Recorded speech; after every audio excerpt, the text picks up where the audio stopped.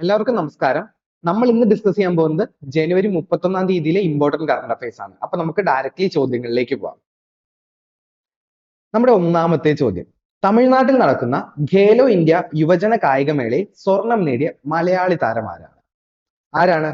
Alanees lily. ഇതിൽ നിന്ന് നമുക്ക് രണ്ട് ചോദ്യങ്ങൾ എടുക്കാൻ സാധിക്കും. ഒന്നാമത്തെ ചോദ്യം ഏതാണ്? തമിഴ്നാട്ടിൽ നടക്കുന്ന ഖേലോ ഇന്ത്യ യുവജന കായികമേളയിൽ സ്വർണം നേടിയ മലയാളി താരം ആരാണ്? അലനീസ് ലില്ലി. രണ്ടാമത് നമുക്ക് ഇതിൽ നിന്ന് ഇന്റർപ്രറ്റ് ചെയ്യാൻ പറ്റുന്ന ക്വസ്റ്റ്യൻ ഏതാണ്? ഖേലോ ഇന്ത്യ യുവജന കായികമേള നടക്കുന്ന ഇന്ത്യൻ സംസ്ഥാനം ഏതാണ്? തമിഴ്നാടാണ്. ഓർത്തിരിക്കുക.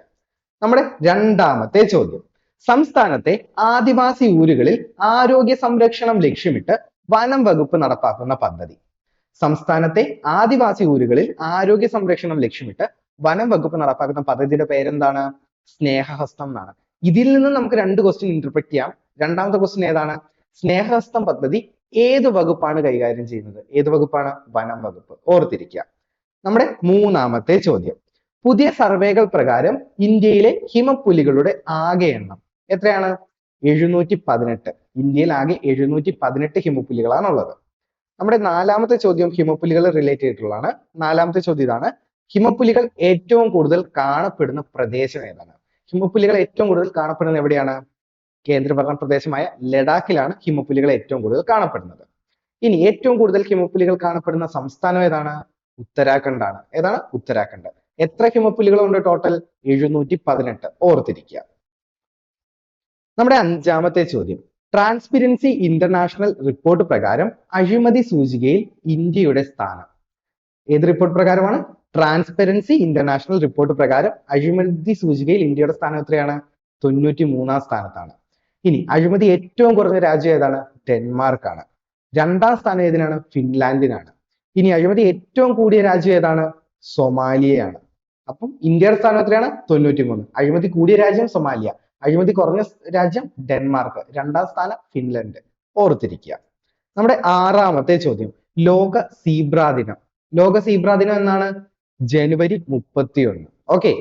നമ്മുടെ ഏഴാമത്തെ ചോദ്യം, ആരുടെ ജീവിതത്തെ ആസ്പദമാക്കിയുള്ള ചലച്ചിത്രമാണ് തോൽക്കുന്ന യുദ്ധത്തിലെ പടയാളികൾ?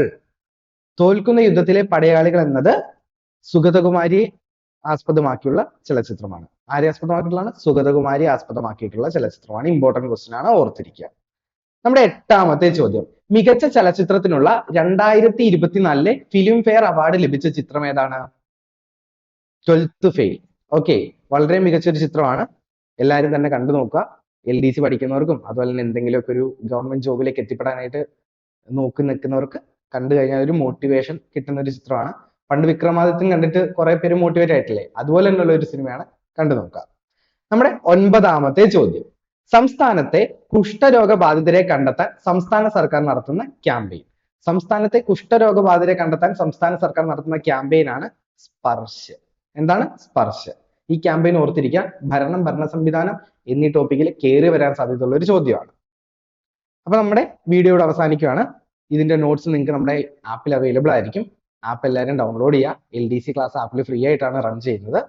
മറ്റു ആപ്പുകൾ പേയ്മെന്റ് മേടിച്ചിട്ടാണ് ചെയ്യുന്നത്. നമ്മൾ ഫ്രീ ആണ്. അപ്പൊ നിങ്ങൾക്ക് പഠിക്കുക എന്നൊരു ലക്ഷ്യത്തോടെ മുന്നേറാൻ പറ്റുമെങ്കിൽ നമ്മുടെ കൂടെ കൂടിക്കോ. അതുപോലെ തന്നെ PSC റിലേറ്റഡ് ആയിട്ടുള്ള എല്ലാ വീഡിയോസിനായിട്ടും നമ്മുടെ യൂട്യൂബ് ചാനൽ സബ്സ്ക്രൈബ് ചെയ്യുക. Thank you.